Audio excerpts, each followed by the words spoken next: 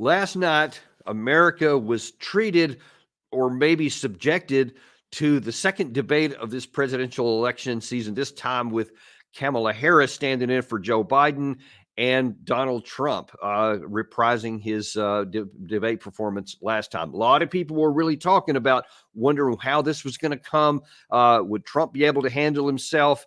Would Kamala Harris be able to handle the heat of a debate better than she did in the 2020 campaign season when she really performed quite poorly? And I think a lot of those questions were answered, but a lot more questions were left. One of the key ones is, what did the candidates tell us about who would be the best commander in chief and president of the United States? And on that question, not a lot of definitive answers. Now, we're going to help you wade through some of this, because one of the things that I felt was important is what wasn't said and what was some of the questions that weren't asked, and especially of the candidates of themselves. And we have somebody great today to help us unpack a lot of this, is Kelly Vallejos, who is the senior advisor at the Quincy Institute and editorial director for Responsible Statecraft, and of course the host of Trip the Beltway fantastic podcast. Kelly, been a while since we've had you on. Welcome back. So glad to be here, especially this morning. Lots to talk about. Yeah, and as we were chatting before we came on the air here, it's like this is more like we had to go to the dentist to have a tooth filled or something like that. So it wasn't a fun thing to watch, but something that was necessary. Yeah, and I was just telling my colleague here, Andrew, in the other room, that I'm feeling a little punchy this morning because I did watch the whole thing. And then I sat down and I wrote about it. So I didn't get a lot of sleep last night. Very mixed emotions in terms of what I saw. I've been watching these debates for, I can't tell you. I mean, I actually covered the Clinton-Dole debate in 1996 in Hartford, Connecticut. So I know I'm dating myself. So that's just to say that I've lived through these things many times and never really come to them with any expectation that they're going to be any good, particularly on foreign policy.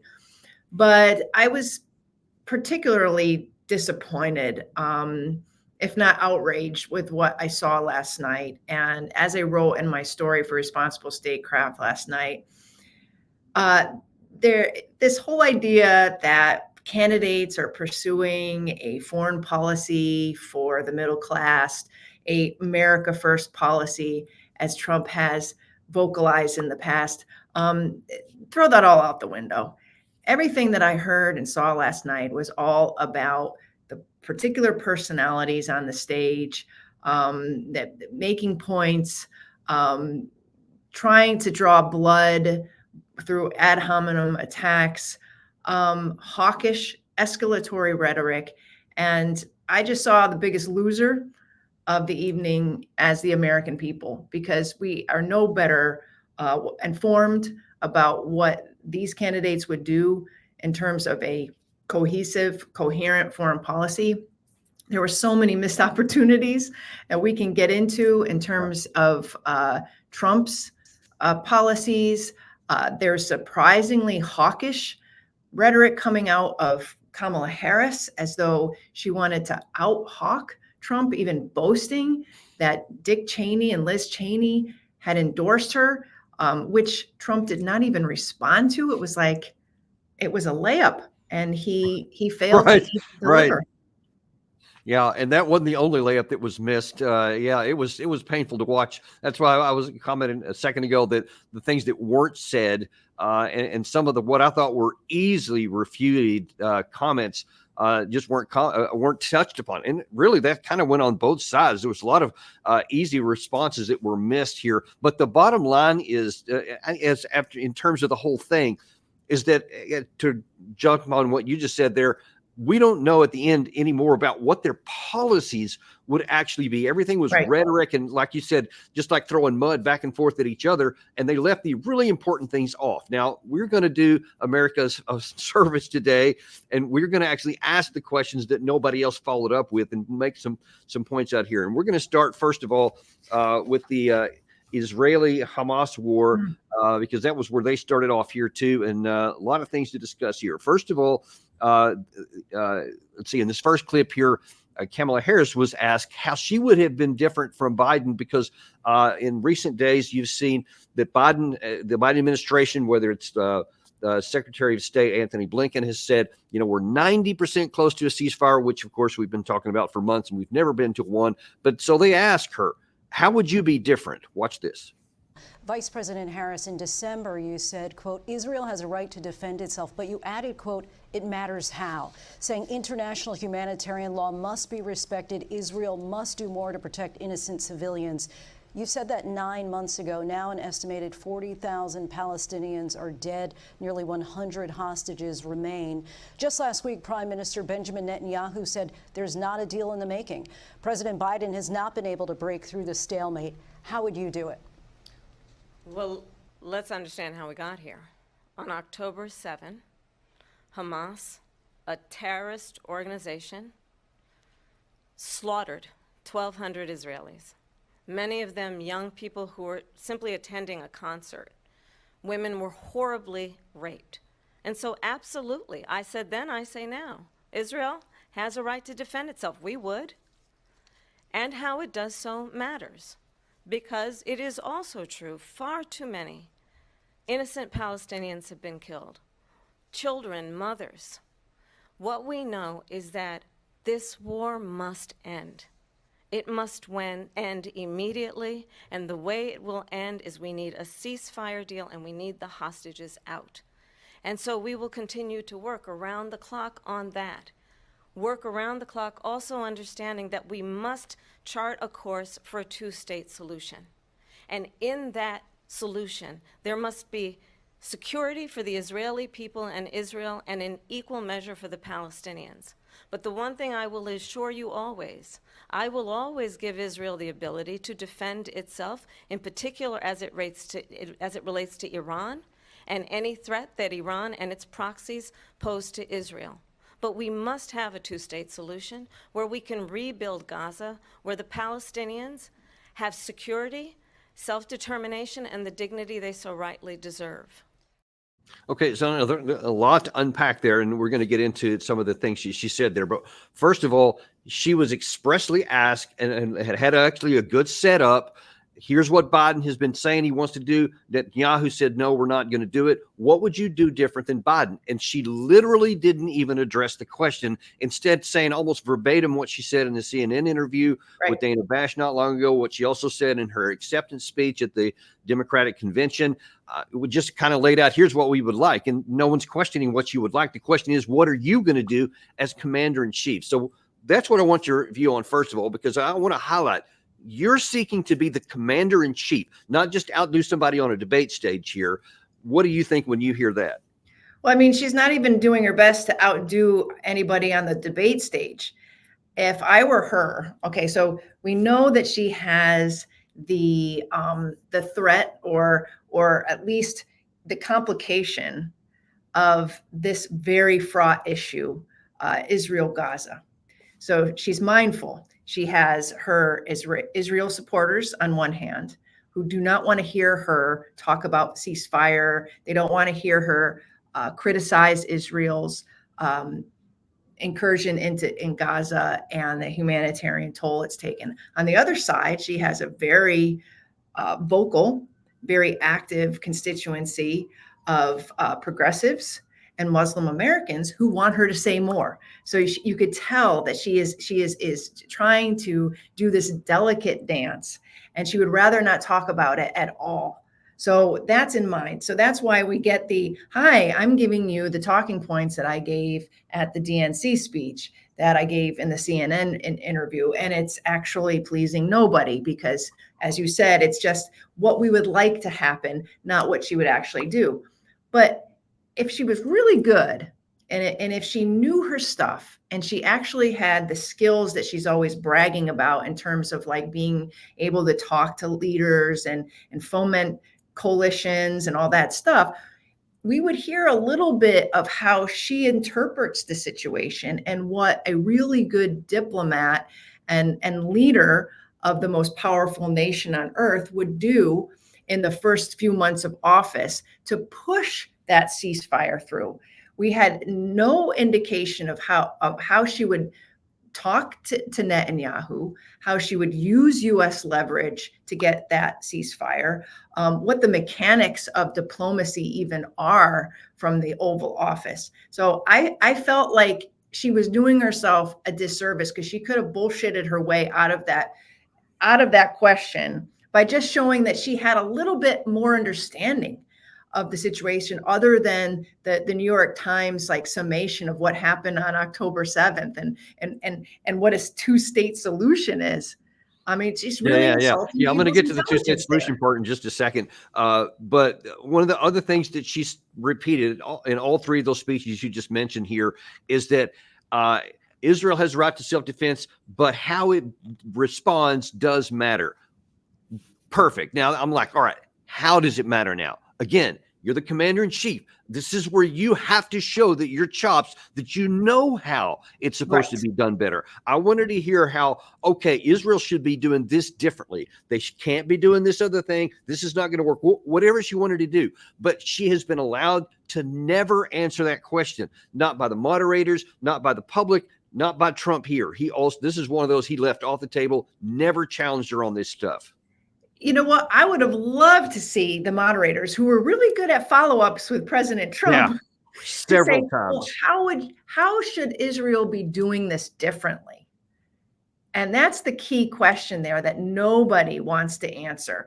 Now, nobody in Congress, nobody in the White House. They're constantly saying, that Israel should be doing something differently, that they should be taking more care. Well, explain how they can do that and why. I felt like obviously she wasn't pressed on that, but she did not want to answer that question at all. And as I said in my article, is that again, this underscores the America last theme in this debate, because she could have talked about how the current policy is actually bad for Americans. She could have talked about how Netanyahu is not a good faith negotiator. She could talk about how he's got his political interests and we have ours. And as president of the United States, I'm going to be looking out for Americans when I pursue a ceasefire deal. We need to do, this whole idea, like we need a ceasefire. Well, okay, we know you are working around the clock, but at some point when you are, are inaugurated, what would you do differently to make sure it's just not kicking the can down the road, which everybody can see that's what it is. Yeah. Right. And just a note here, she had to bookcase her comments by saying, I will support Israel and its ability to defend itself. So basically she was signaling that we will continue to send weapons like the 2,000-pound bombs that were dropped on a refugee camp only 48 hours ago, killing women and children sleeping in their tents. She's not going to change that. So basically it's status quo, and the status quo is to keep fueling the carnage that we're seeing on the ground there. And I hope those progressives and those Muslim Americans were watching that and hearing that, because that was a signal that she's not taking this as seriously as she needs to be. And we don't have time to go into the two-state solution part, but that is one of the most absurd things that continues to be said, because Netanyahu is categorically, in fact, his entire government is categorically against that. But the one big thing that I do want to hit a little bit more on, because it is definitely in the news and was asked about there, is the issue of the ceasefire, because you really can't even get to any kind of an end of a conflict situation unless you first get the guns to stop so that you can start negotiating, etc. When asked what you would do differently, he mentioned that we said we're 90% of the way there. Now, I want to show you what the Secretary of State, which right now is in her administration, that's under her, if not direction, influence right now. Here's what he said a few days ago. More than 90% of the issues have been agreed, decided. So we're down to a handful of issues, not even a handful of issues, that are hard, but fully resolvable in our judgment.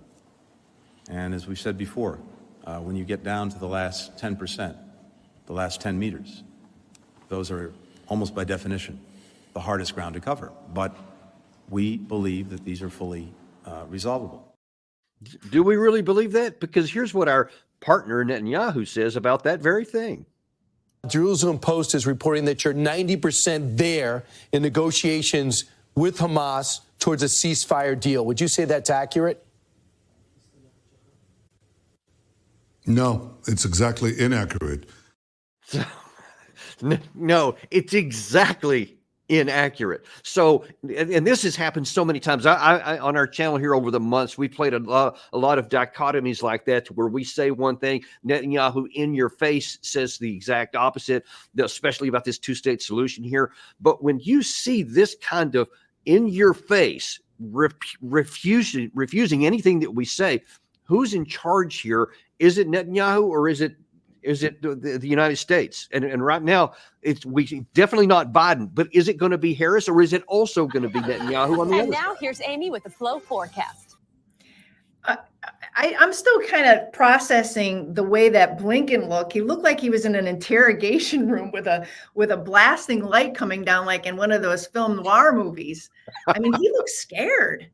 I mean, is this a guy that exudes confidence that a ceasefire is 90% there? It's almost like he wasn't even believing the words as they were coming out of his mouth. I mean, he looked like he was under some sort of duress when he delivered those lines. I mean, the American people aren't stupid. All summer, they've been saying that they're 90% there or almost there. And then Netanyahu comes out, or somebody in his government comes out and says, nah, we're not doing anything until we destroy Hamas. I mean, Yoav Gallant came out in the last 24 hours, the defense minister, and said, sure, we're all for a pause in the fighting to get the hostages back, but then we have the right to start fighting so we can destroy Hamas. So they're changing the terms and the goalposts every single day. Meanwhile, you have this embarrassingly stultified White House administration who just regurgitate the same talking points over and over, looking absolutely horrified behind a podium because they know what they're saying isn't true. There's no confidence coming out of this administration. I think that's another thing that I believe American people will take from this debate. And Kamala Harris is, we could talk about Trump, but her performance is it's all words. There's no confidence that she could take over the mantle of commander-in-chief and be nimble on all of these issues and explain what U.S. interests are in each of them and be able to treat with world leaders and to impose leverage where necessary. Like if I was just a voter and not interested so much in foreign policy, and on one hand, it sounded like it's all window dressing, but there's just nothing behind it. And that's concerning. Right. And I guess what the next disappointing thing was that all these things that you and I just literally just rattled right off the top. Immediately, we were thinking this last night, even what we could have said. And instead, Trump chose in his response to just say that she hates Israel and that Israel's going to die in 2 years or something like that. It's completely nonsensical, and it's not even connected to anything else. And nor did he articulate what America's interests are or what he would do. And I just really felt like he left all the money on the table on that response. I mean, he's another guy who's super conflicted. He's getting tons of money, whether it's from Miriam Adelson, other pro-Israel types. He has spoken to Israel, pro-Israel Jewish organizations, and he's basically said, if you don't vote for me and American Jews don't vote for me, then you don't love Israel. Like, he's really staked out this claim that he is Israel's biggest supporter in this race, if not in America. And so what does that mean? I mean, that means he can't. That means America last on the actual policy. And means, I don't know like you said, it's your title. It means America last. That's what it means. Yeah.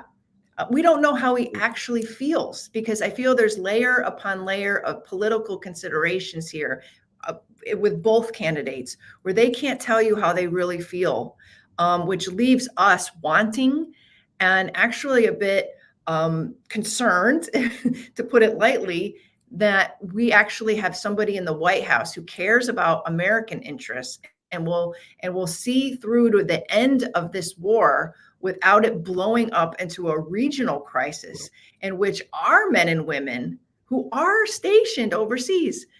Kamala Harris had the gall last night to say that we have no troops in conflict or combat zones. Yeah. I'm going to Today. get to that in a minute. I'm going to get to that in just a second. Okay.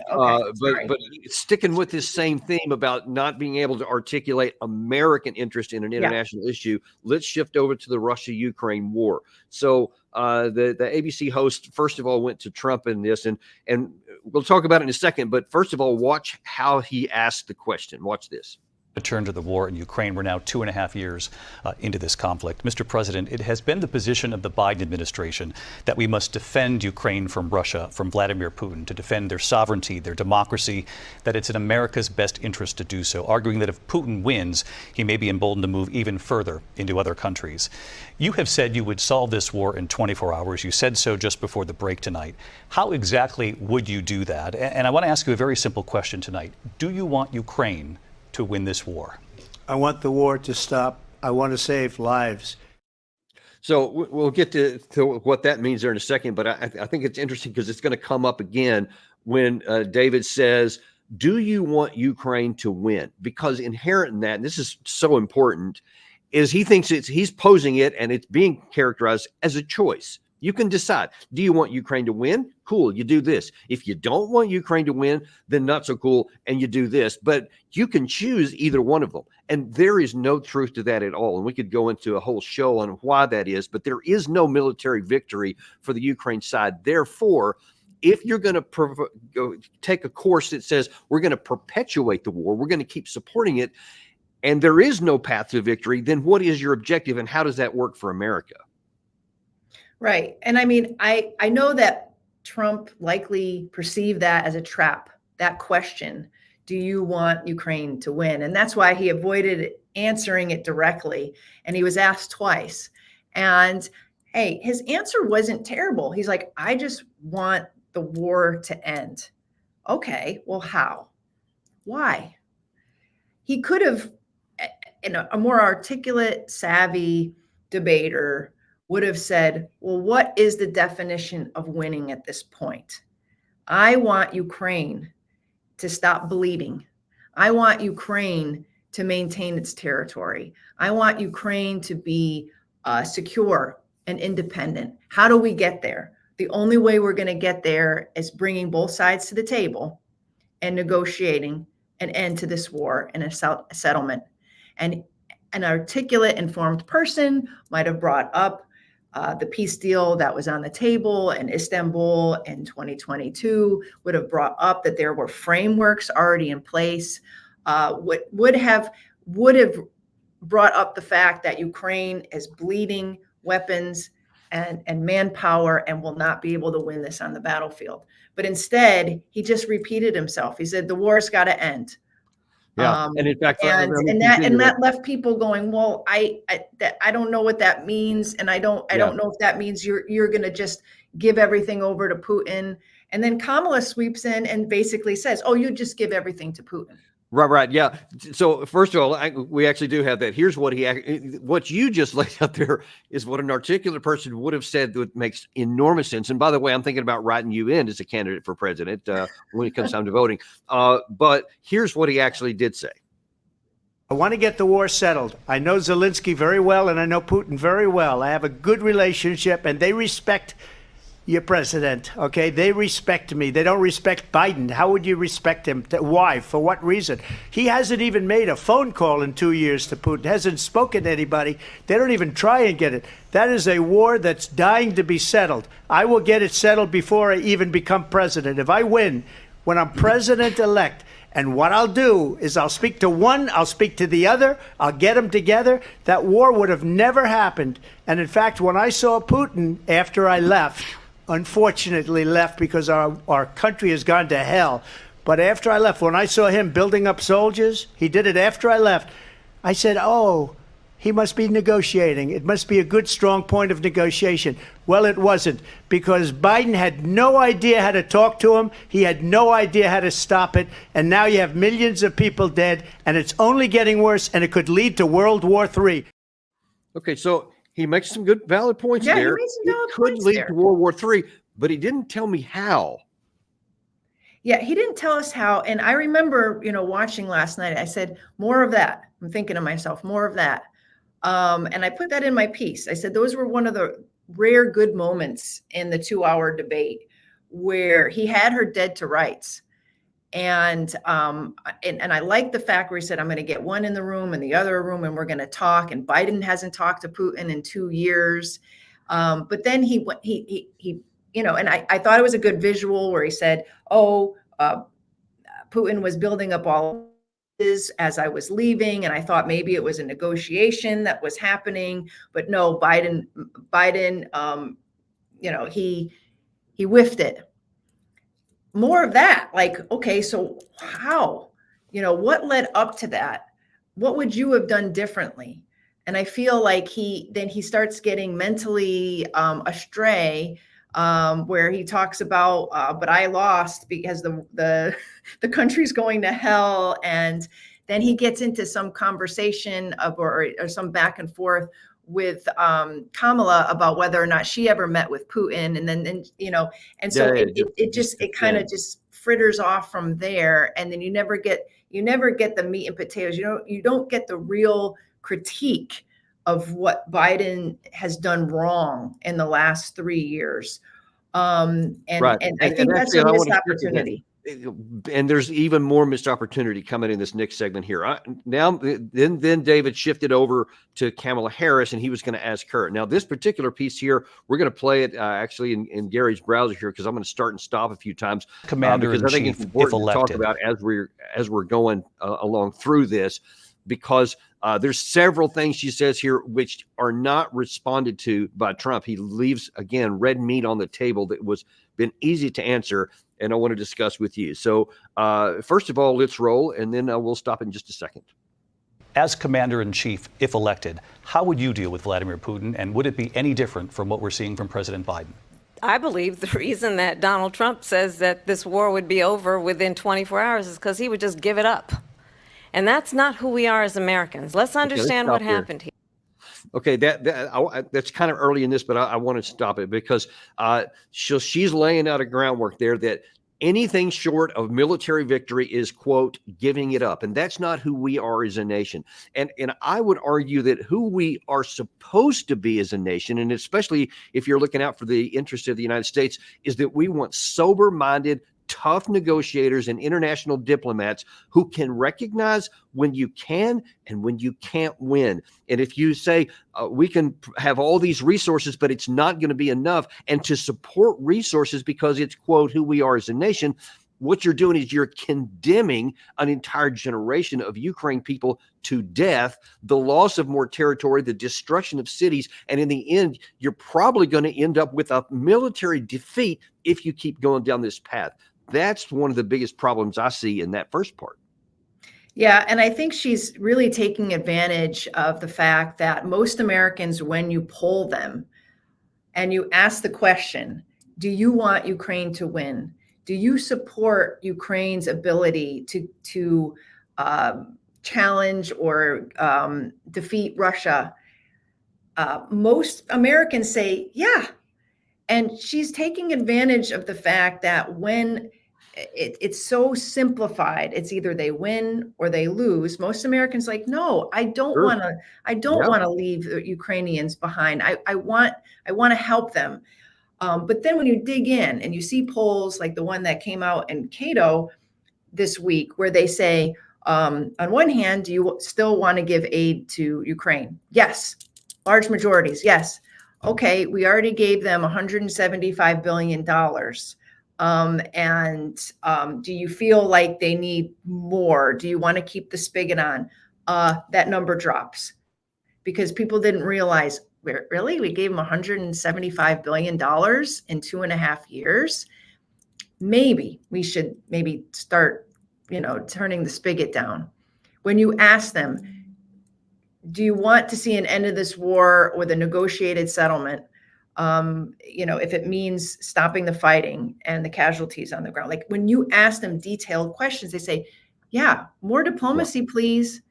But the Kamala on the stage was the one that was just hoping that people have that visceral emotional reaction to, I don't want to drop the ball and leave Ukrainians by themselves, fighting by themselves and alone. And most Americans would not want that. That's obvious. Yeah. But does that mean she has any grasp of the issue? No. Actually, it's pretty dangerous because she was repeating, like you mentioned, or maybe you're going to play a clip where she's talking about Putin rampaging over Europe. And definitely going to do that. In fact, let's continue the tape.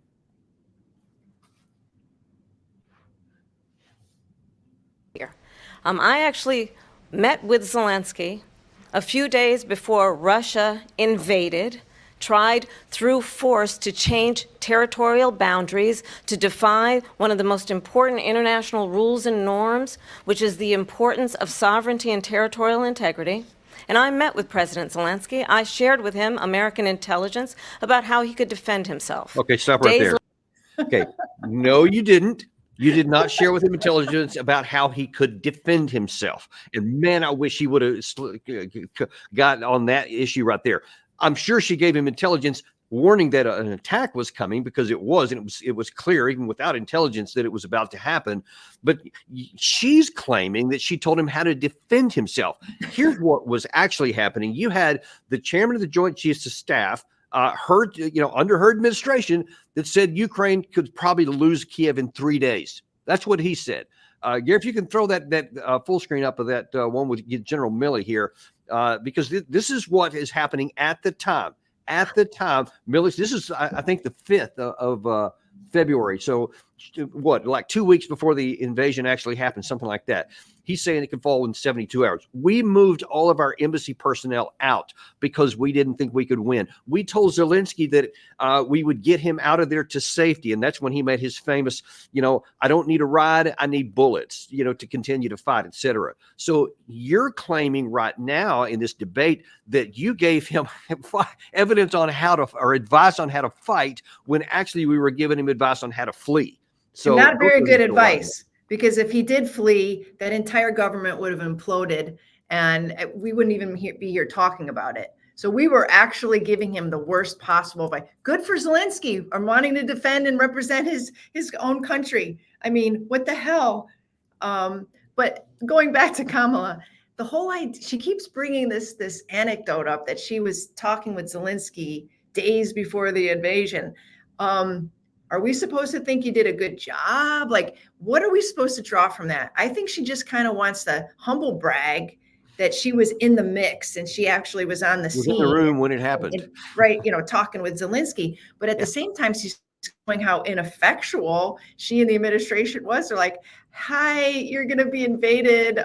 Here's some tips. I mean, I think Trump actually caught her and called her out on that towards the end of the debate, where he said, you guys didn't do a very good job. If it was me, they wouldn't have invaded. So you go there and you visit and they invaded two days later. Like, what does that even mean? And I was like, more of that.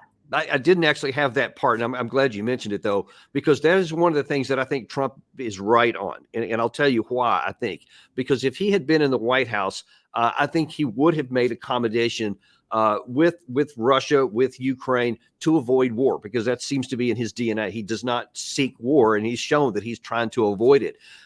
Whereas, and I have this on good intelligence, that in June 2021, Biden went and met with Putin. That was his one big meeting at the early part of his administration.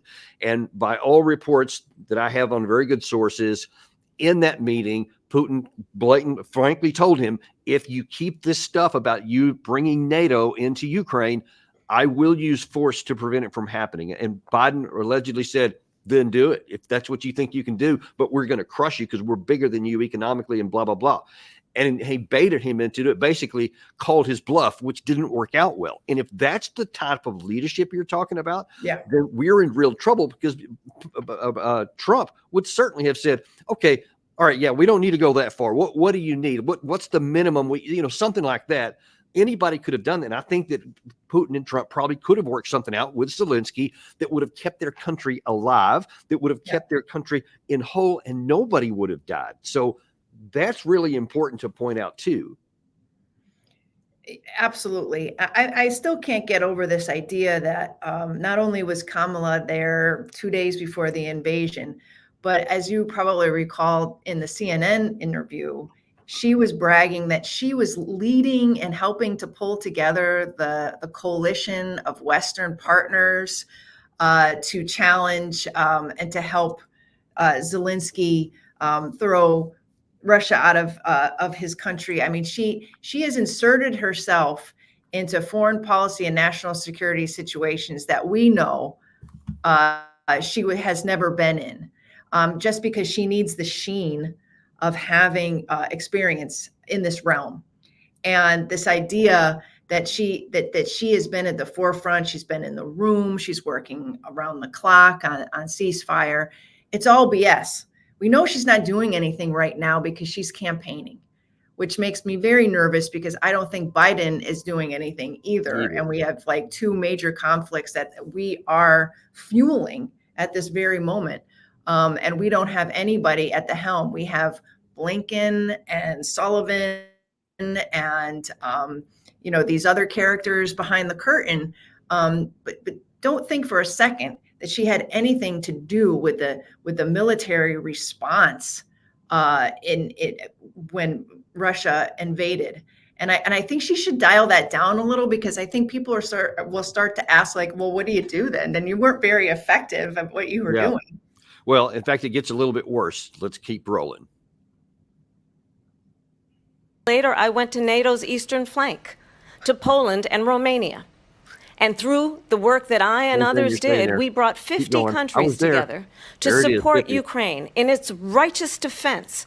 And because of our support, because of the air defense, the ammunition, the artillery, the javelins, the Abrams tanks that we have provided, Ukraine stands as an independent and free country. If Donald Trump were president, Putin would be sitting in Kyiv right now. Okay, stop right there.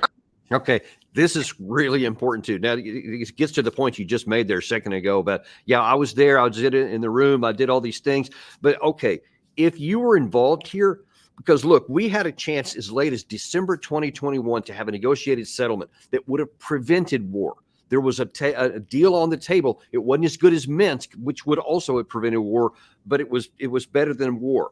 We chose not to. We punted that. You had Jens Stoltenberg openly confess in January of this year that Putin did say, if you take NATO off the table, there won't be war. And he said, of course, we didn't agree to that. And we had war. So we've punted there. Then, and of course, in Istanbul in April 2022, another chance for peace. Blew that off the table as well. Continue to fighting. And then in 2023, you had the failed offensive that the Biden administration supported, that they gave them all this stuff where that they had no possibility of succeeding, which many people said before it happened.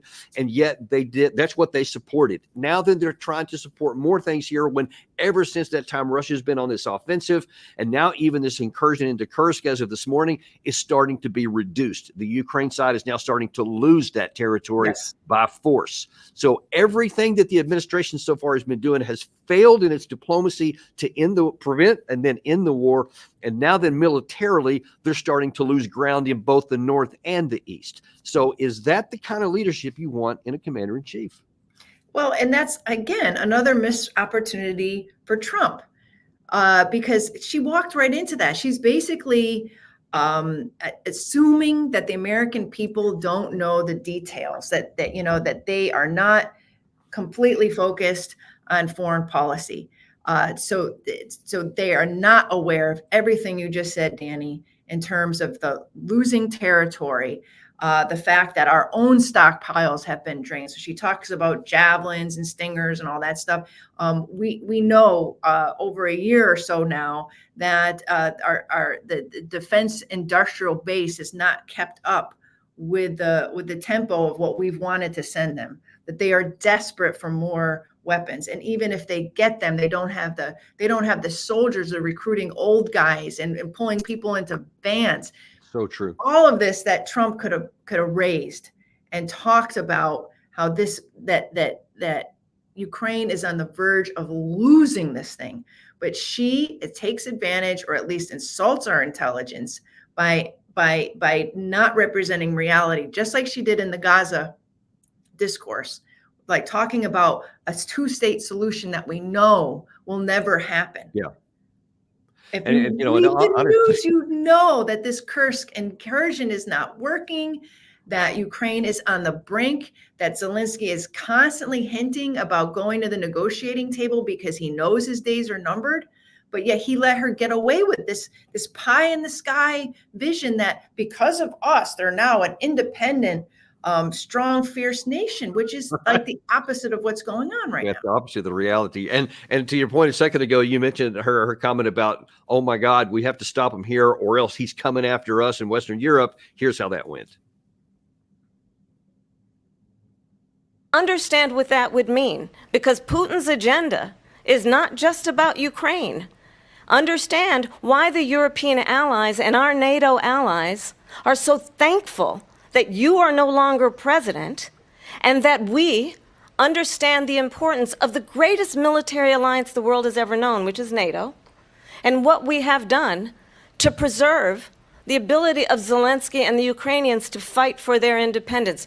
Otherwise, Putin would be sitting in Kyiv with his eyes on the rest of Europe, starting with Poland. And why don't you tell the 800,000 Polish Americans right here in Pennsylvania how quickly you would give up for the sake of favor and what you think is a friendship with what is known to be a dictator who would eat you for lunch. Okay, and this is one of the places where I thought that Trump left so much on the table and really, really missed an opportunity for a slam dunk. Because let's take a look at that. Putin has imperial ambition. No, Putin has been unequivocal for 15 years prior to this invasion here that he would use military force to keep Ukraine out of NATO. And he told everybody in the world, anyone who would listen, repeatedly, he never said anything besides that. And let me show some people other thing of why the Russians are so afraid of Ukraine being in NATO, because that is the path through which many armies have invaded them in the past. Here's the path of Napoleon. So don't worry about all the arrows and stuff, but you see coming in from Poland, from what's now the Baltics, and through part of this actually goes through some of the open area where Ukraine is today. This is the path that Napoleon took to get to Moscow. That's in the upper right-hand corner, if you can't see how that's marked there. Then in 1941, you had the Germans who moved in, and you see part of it went literally through towards Moscow, through some of the area where Belarus and Ukraine currently sit today. And so that's what the Russians see. So they've been, once each of the last 2 centuries have been invaded from the west towards Moscow.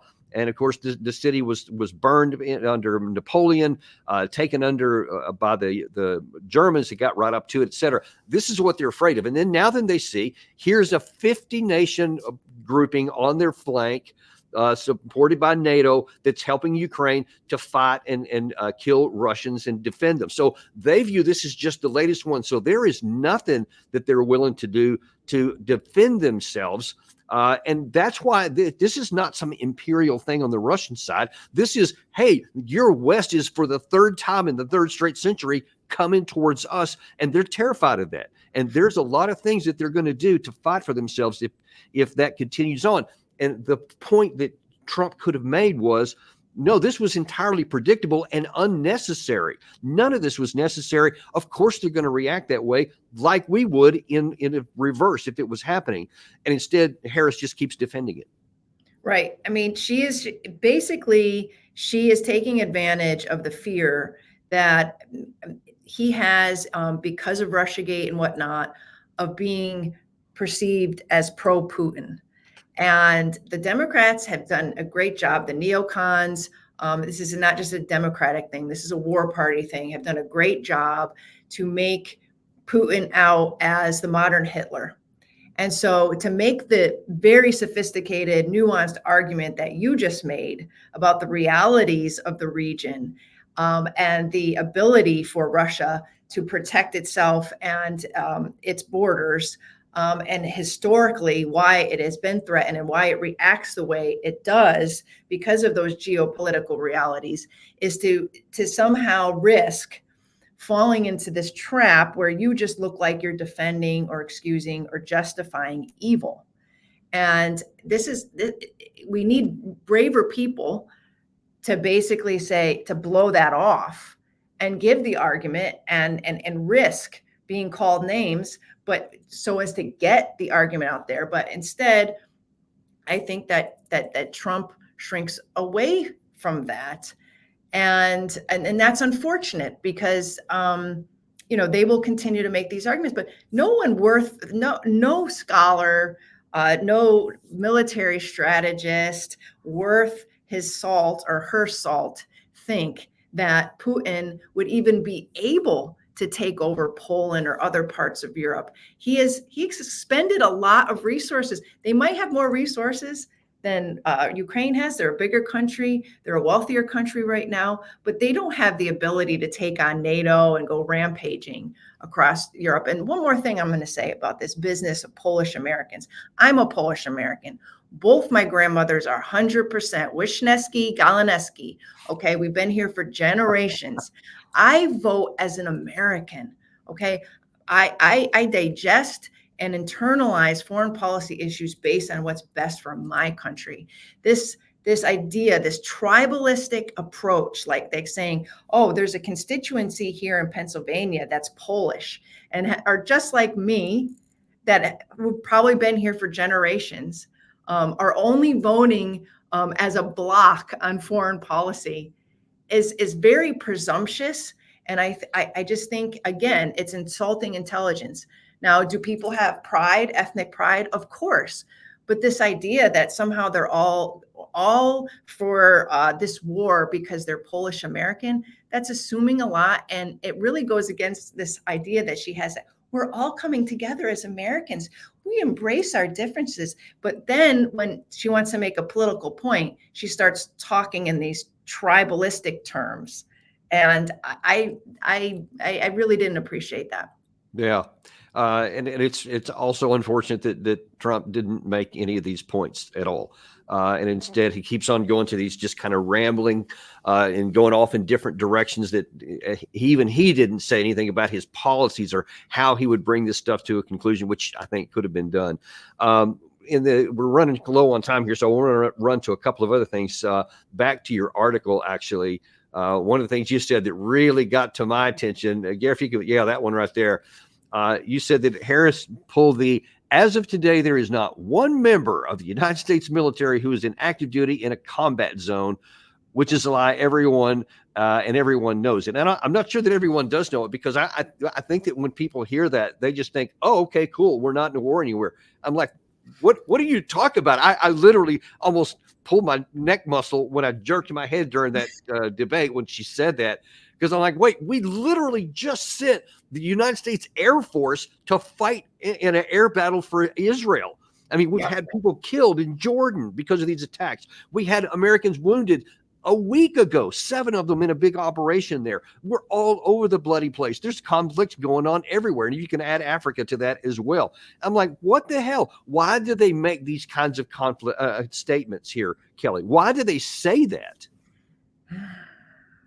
I was talking to somebody this morning about that. I feel like U.S. politicians, particularly those in Washington in the swamp here, they don't perceive all the troops that we have overseas as being part of active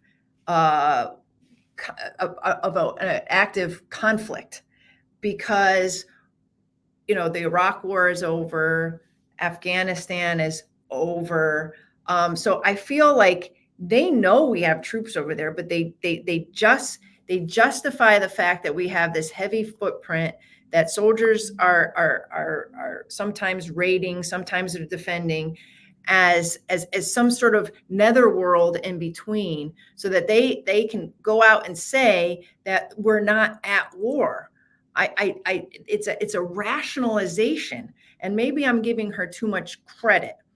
But I do think that there are politicians here who believe that if somehow we're not at war, that it doesn't count that we have troops fighting. We had special forces raiding ISIS holdouts in the middle of the desert in Iraq 2 weeks ago. Yeah.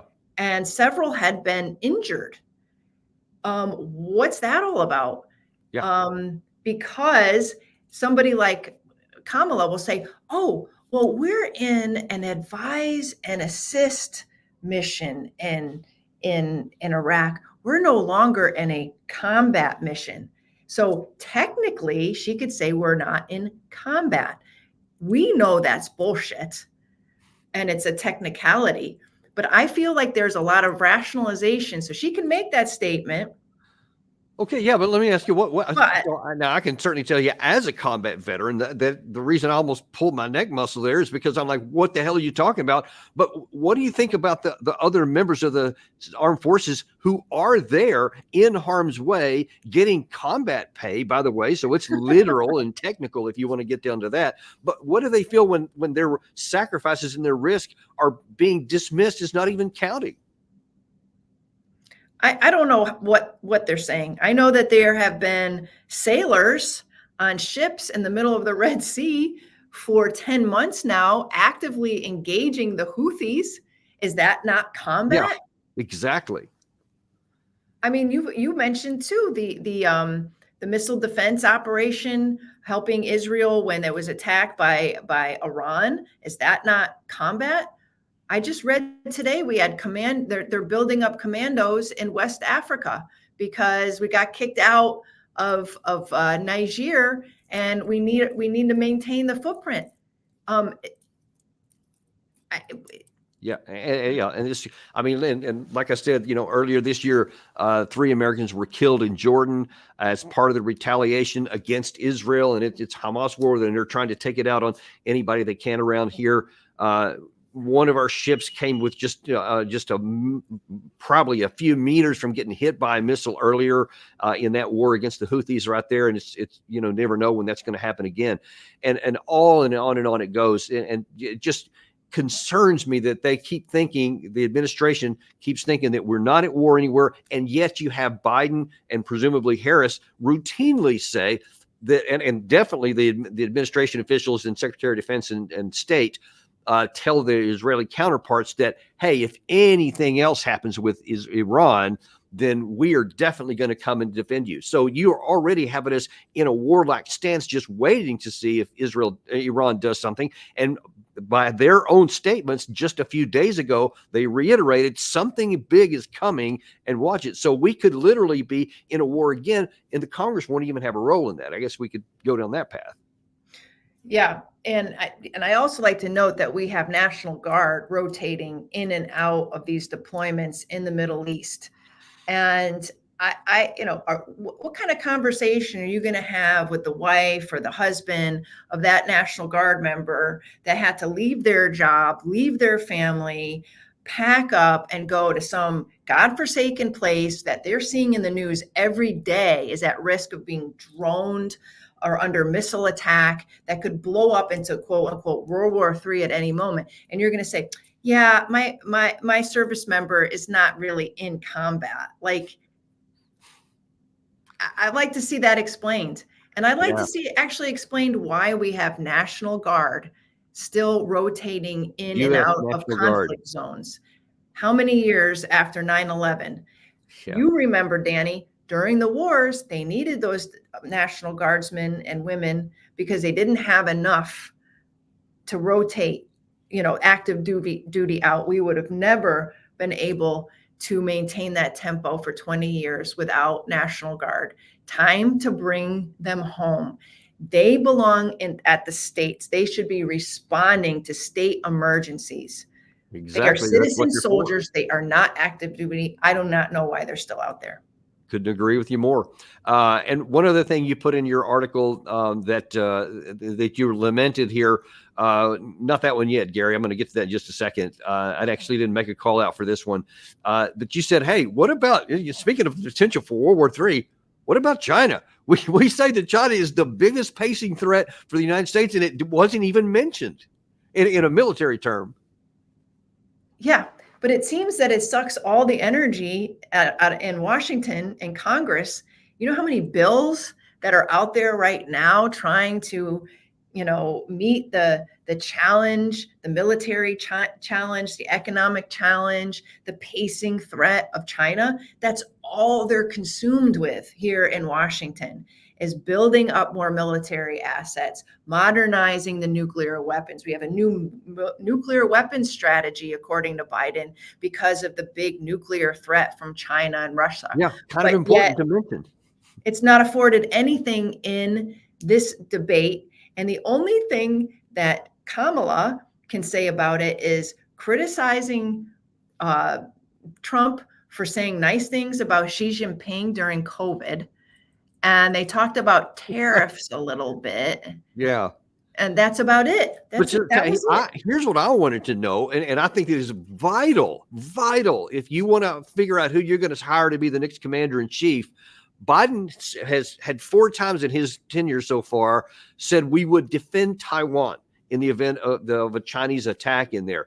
They always kind of walked it back, but he kept saying it. So the question is, okay, where do you stand? Would we defend Taiwan or not? And I could understand you don't want to give away secrets, but we need to know where you stand on that, because if you get us sucked into a war with China over Taiwan or anything over in that part of the world in their backyard, we are going to suffer a military defeat. I won't go into all the details here, but many of the computer simulations at the highest places have confirmed that would be the case. We would suffer egregiously. I want to hear what they stand. Neither one of them were even asked, so we just don't know.